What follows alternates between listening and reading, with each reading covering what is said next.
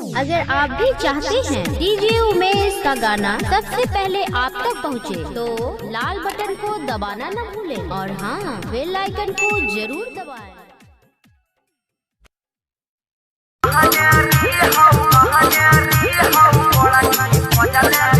Singing by Bansidhar Chaudhary.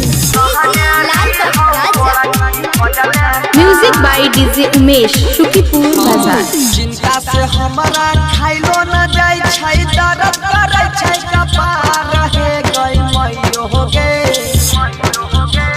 चिंता से हमारा खाइलो न जाय छै, दर्द करे छै कपार रहे गई मइयो हो गे।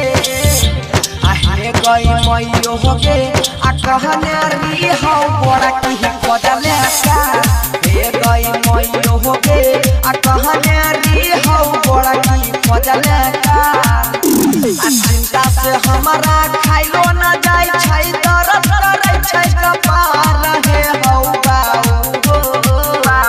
हे हौ बाऊ हो, आ कहने री हा बड़ा की बदले का।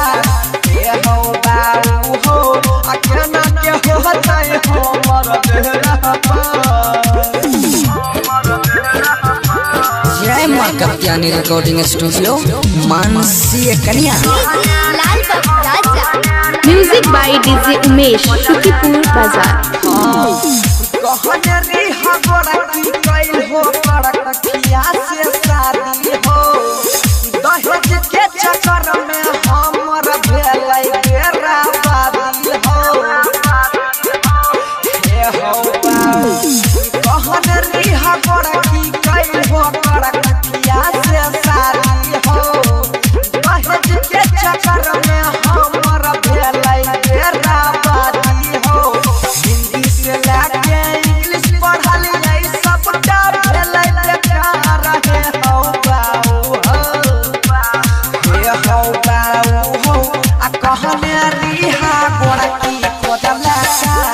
हे हौ बाऊ हो, कहने री हा की बदले का। SIF entertainment present Delhi. Music by DJ Umesh Shukipur Bazar. दूगो शादी करबा जखनी करी हो नहीं माना हो। भले केस करे जैतै तो गरीब वाला थाना हो। हे हो बाऊ, दूगो शादी करबा जखनी करी हो नहीं माना हो। भले केस करे जैतै तो गरीब वाला थाना हो। कहै छ सोनू बंसीधर से अगुआ के बोले मार रहे हौ बाऊ हो।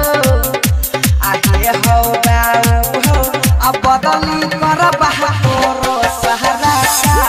हे हौ बाऊ हो, आ गोड़की के संग में होई जइबा पारा।